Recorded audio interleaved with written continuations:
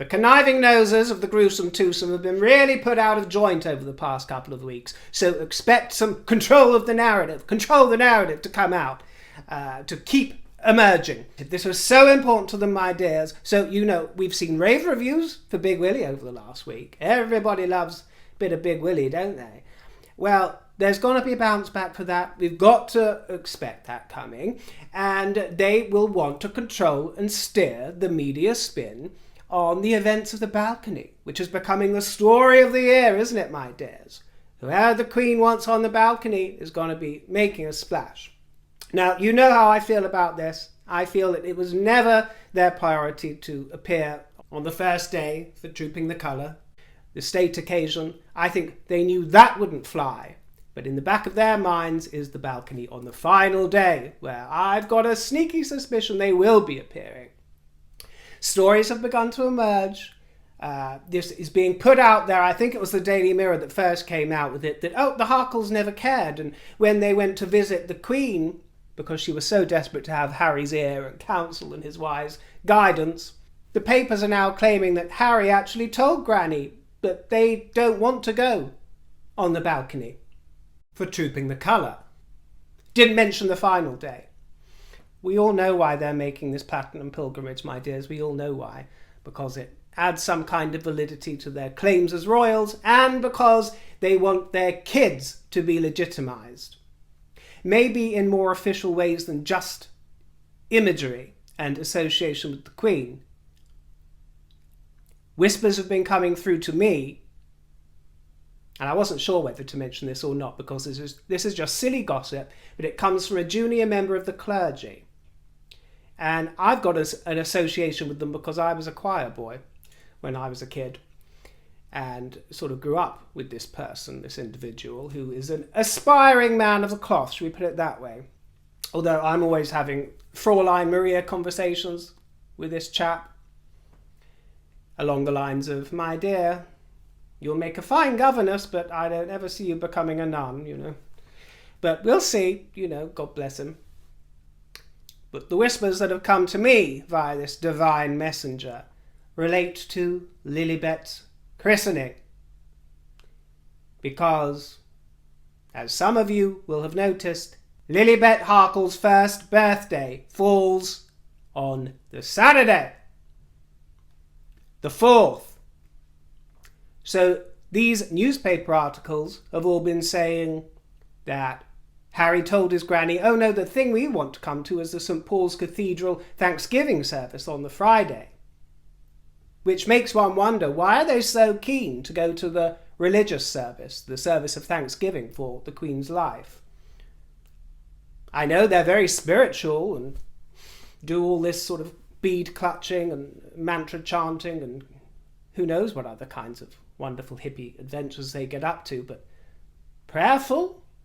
I mean, I haven't heard them trot out much about their Christian faith, but apparently they're very, very keen to get to St. Paul's. To impress whom? That's the question. And what wonderful timing that would be for a baptism, wouldn't it? Sandwiched between the service of Thanksgiving on the Friday and the balcony moment on the Sunday. As I say, this is just tittle-tattle, just gossip, but I thought it was worth sharing because the timing just couldn't be better for them, could it? If that is the day when Lilibet, the supposed sequel, is drenched with holy water in the eyes of the Lord. But regardless, whether or not that happens, that whole Platinum Jubilee extravaganza will be a study in opportunism for the pair of them. Watch them grab what they can, my dear.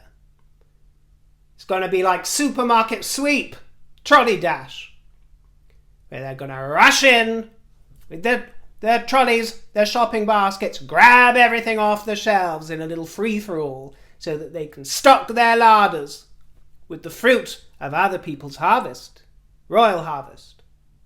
Now, my fruits, we must turn to Big Willie, because I had a lot of messages come through, understandably very concerned, because all the headlines today have been William booed, Prince William jeered and booed, humiliated.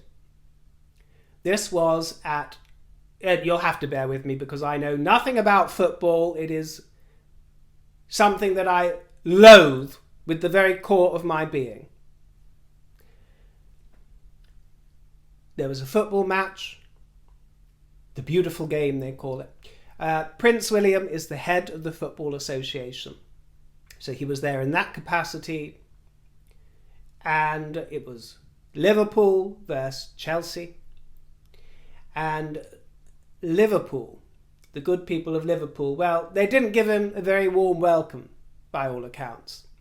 When the Duke of Cambridge was announced onto the pitch, immediately jeers went up, loud jeers, and the fans were gesticulating, making obscene gestures.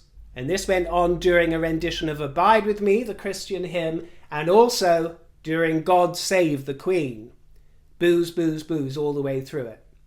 And I've got to say, I was surprised by the strenuous defence of William all over the press. I was expecting a lot more raised eyebrows and sarcasm from some quarters and rubbing hands together with glee, and I'm sure there was some of that, I'm sure, on social media, etc. But the vast majority, and politicians of all stripes, seem to really be very angry and very upset about the reception that Prince William had, the lack of respect that was shown, not just to him, but to the Crown and to the head of state in general by doing this.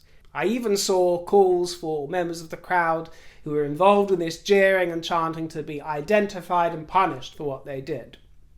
Now, I'm going to offer you some comfort, which might surprise you.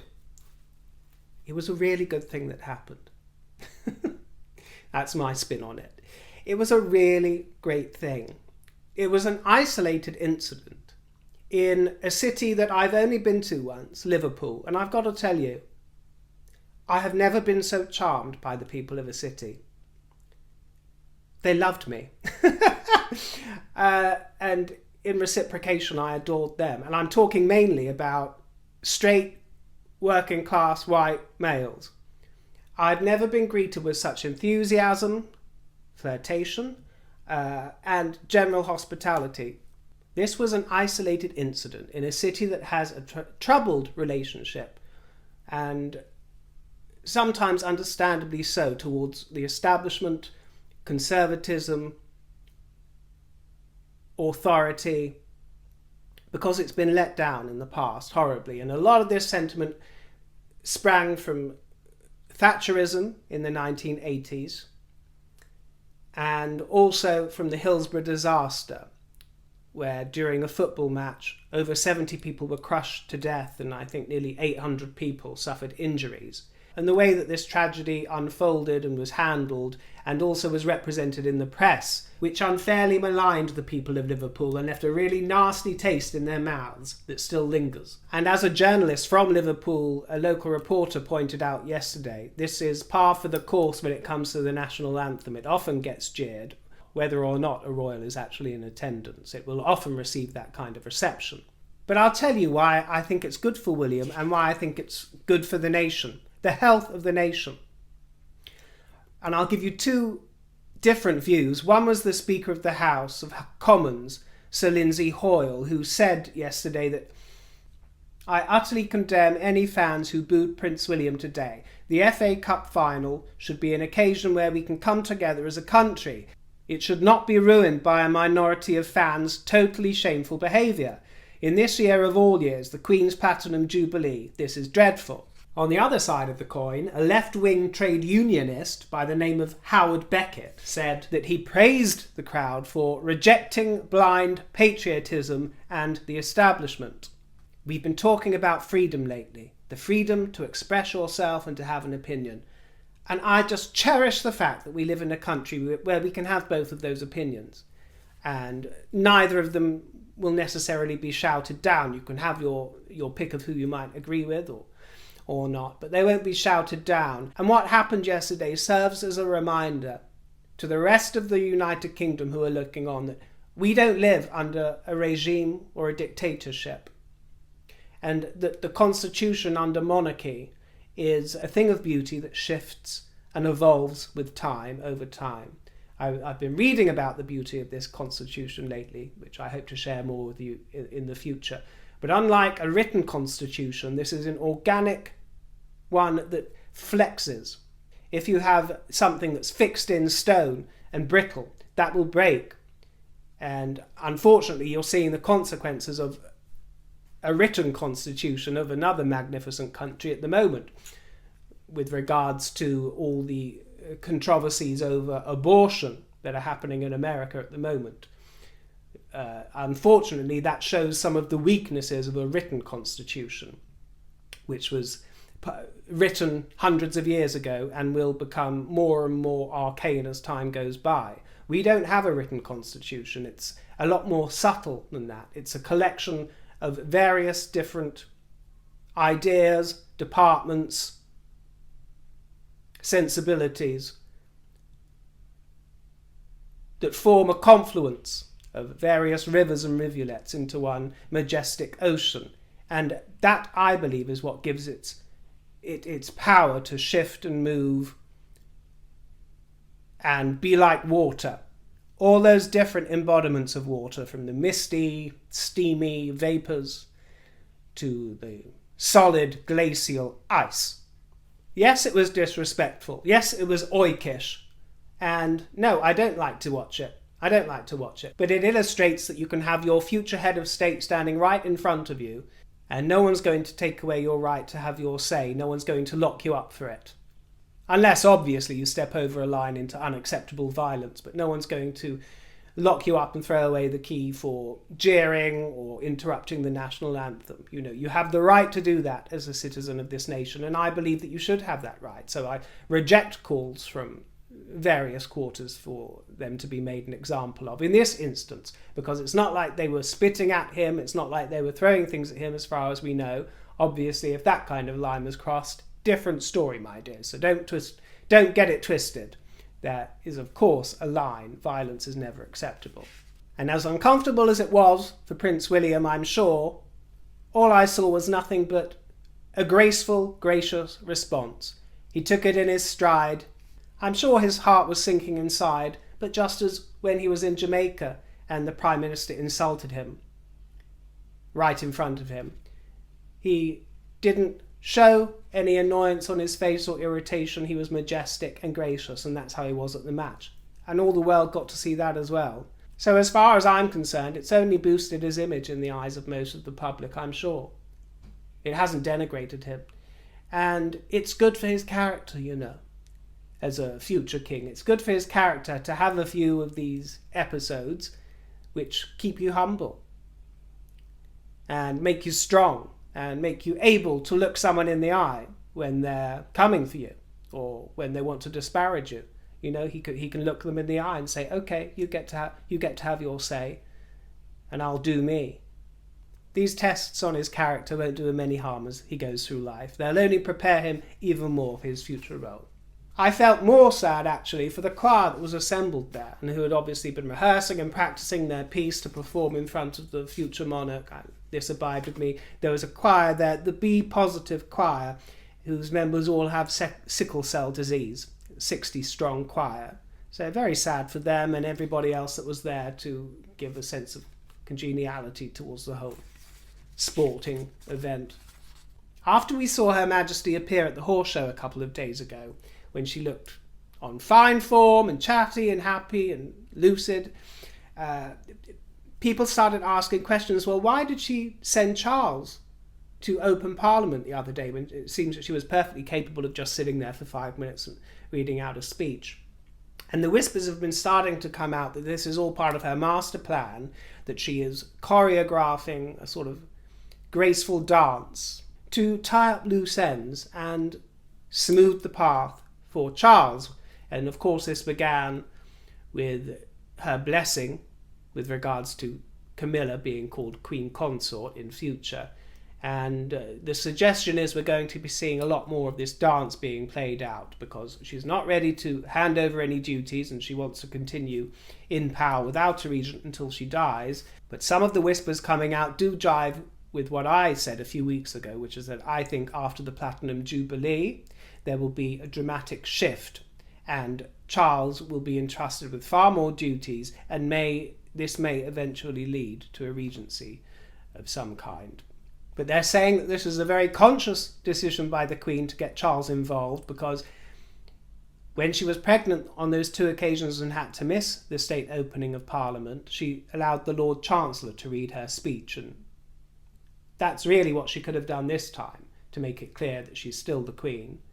But they're saying she chose this path very clearly so that Charles is seen to be believed, looking kingly, looking statesmanlike. She knows that the public, some of them have a hard job accepting Charles, and she loves her son, and she was raised by Queen Mary, who taught her you protect the crown at all costs.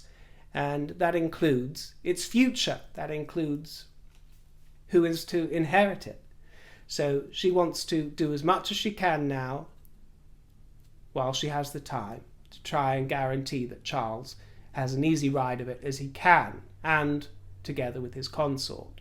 That's why she deprived Dominic Raab, the current Lord Chancellor, because in most circumstances he would have been delegated that job of reading out the Queen's speech when Her Majesty couldn't perform that function.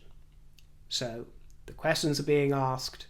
Perhaps she could have done it, just as she was able quite happily to appear at the horse show, and she will appear at the Platinum Jubilee. So it seems rather likely, if not absolutely obvious, that she made this decision this year to allow Charles to do her bidding. To allow Charles to slip in there, to slip into view for the world to see, almost as if she's giving her blessing to it while she's alive. She knows how beloved she is.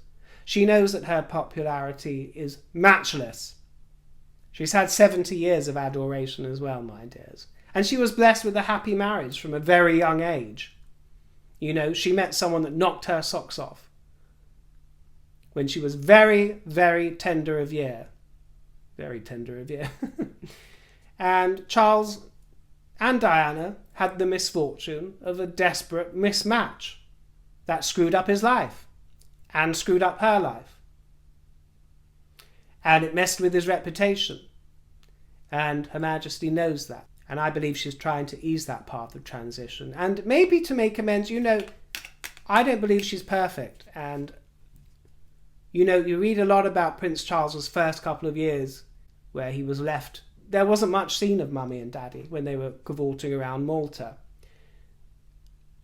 And it might have been more acceptable back then in the day not to see or make the effort to see your son on birthdays or at Christmases. But Her Majesty, by all accounts, grew up with the opposite experience, where she was doted on by mother and father for those very young years. And I'm not suggesting that Her Majesty didn't love her son very much, but presence is very important in those early years. Being near, physically near, not at the end of some arcane version of the telephone or radio or whatever they have, or telegram. And these things can have an effect, a profound effect on individuals that reverberates throughout their whole life. And I'm not trying to make excuses for either one of them or harsh judgments on either one of them. I'm just saying that they've both had different upbringings, pasts and influences. And poor old Charlie boy has not only got a tough act to follow, but an impossible act to follow. I mean, how can anyone measure up to Her Majesty? It ain't possible, is it really, my dears? So I do have some sympathy for him there. We had the delight of seeing Catherine, Duchess of Cambridge, looking absolutely lovely in a dress that we've seen before. This was an Altuzara blue polka dot dress, £1,700. Together with William, they made a radio message broadcast to the nation. It was broadcast on all the stations on behalf of Mental Health Minute. The dutiful Princess Royal was photographed in France. She was marking the centenary of the King's Pilgrimage, which were visits undertaken by her great-great-grandfather, King George V, to cemeteries in France and Belgium. They were commemorating the fallen of World War I. She wore a brown twin set with blue and yellow scarf and red lips. Let's spend a few moments in Tip Jar Corner. I haven't got much to show you, dears. It's just an excuse for an extra little chin wag, isn't it? I got lots of questions yesterday with this thing. You know, I was quite nervous when I published the video because I thought, you know, I actually thought that this was really hideous. But you loved it. I got so many compliments, and I have to say it did look rather good on the video, depending on how you interpret good. Look, even the shoulder pads inside have got that design on them. The funny thing is, my dear, because a lot of you thought it was some designer garb. I want you to know that I would never, ever, not for one moment, ever wear something like this in public. No, my dear. You know, there are certain things that I will purchase to wear for you that I think elegant and refined and rather chic. And also on the flip side, I like to entertain you. So sometimes I'll see something and think, that is so hideous, I just have to wear it for them, you know, to raise a little smile or something. And this was one of them, but luckily you rather loved it. This was a charity shop find as well. I got this one. It's still got the tag on it, look, because it'll be donated back to charity. So I left the tag on it, and it was £4.99, British Heart Foundation. And it's actually, you know, I see this company pop up in YouTube reviews all the time. Sheen, S-H-E-I-N, Sheen or Shine. So it's some cheap thing, and some of you said, is it Picasso? Is it Keith Haring? Is it some famous graffiti artist? And actually some of the illustration looks rather cheeky. I've got to tell you, some of it looks rather phallic. Can you see here? There's various designs here that are close to the sort of lips of the face, which are open to interpretation, should we put it that way. But it's just one of the joys, you see, of shopping at the charity shop. Sometimes you get a surprise success that translates rather well on camera, you see. And it just keeps things interesting for me. So, yeah, that was a win, a surprise win. One that wasn't a surprise win was the waistcoat that I wore on the video before. And I think some of you are confused why I made it black and white. Well, it was actually because this waistcoat that I bought, which still has the tag on as well, British Heart Foundation, this one was £2.99 by a company called Young's. Well, I kind of liked the old-fashioned design of this. I thought it was an ugly colour, sort of a mustardy, goldy, darkish yellow. The thing is, in this room, the lighting changes every single day. I've got French doors over there, I've got windows here, another one over there, and I can never quite tell how the lighting's going to read on camera. And this, I barely want to put it next to me, because someone asked me the other day, they said, is there any colour you can't wear, River? Which is very nice of you, thank you. Well, this one. I don't want to hold it too close to me. It made me look so ghastly and sallow, and the yellow seemed to reflect onto my skin, and also it wasn't jiving with the camera and the lighting either. It looked very distracting. It's also too big for me, and it just looked so awful. I thought, I'm going to change the colour to black and white. I don't want my viewers to suffer through this. So I'm sure it would be a lovely colour on someone, but that was a fail. Good old second-hand Susie's been on the case, you know, my friend from the Vintage Fair. She's been on the case for me. Not amazing finds, but she did rustle up a few things. One is this new brooch, and I love the delicate colour there of the sort of pearlised stone, which is a rather opaque and smoky, very, very pale blue, actually, there. It's a sort of cloudy blue with these gold leaves surrounding it. Then 3 rings, which are nothing particularly special, but it's handy to have them around. This one is quite a good one, though. A nice diamond cluster there. Various shapes and sizes of the stones, from the very small to the large ones there. And it is rather twinkly, and they do manage to convey quite a bit of fire, actually, and it fits nicely. So that's the main thing. Don't want to get it stuck again. This one on my pinky, nice oval shape there with a sort of moon glow to it and an iridescent finish, rather like the shell of a scarab, some exotic scarab, and that fits rather nicely on the pinky there. And I like this one too for the pinky finger there. It's unusual. The trouble is it's too small to be very effective on camera, so we'll see if I wear that one or not. It might adorn my finger at one point. Again, this one has elements of blue in the stone, and surrounded by these spheres. But my favourite one that she found me is this one that I'm wearing today. I love the size of it, I love the facets, and I absolutely love the watery feel it has to it. It really glints and shines with a sort of watery shimmer, like a beautiful sparkling puddle. It shines with hints of silver, white, yellow, and a sort of summery pale green there. I will admit, it is a bit tight on the finger. You know that I had to go to the fire brigade the other day to have my favourite ring removed. Surgically removed. Well, almost surgically. And I'm hoping I won't have the same scenario with this one. I did put it on and got it off earlier, but it was a bit tight and I couldn't resist putting it back on again. But next time you see me, if I've only got 3 fingers left on this hand, then you'll know why, won't you, my dears? Thanks to those of you who sent me a tip. Thank you for your company during this broadcast. Thank you for leaving me juicy comments down below, please, my dears. And I look forward to catching up with you. When? In the next broadcast. I'll see you soon, my dears. Stay fruity and toodle pip.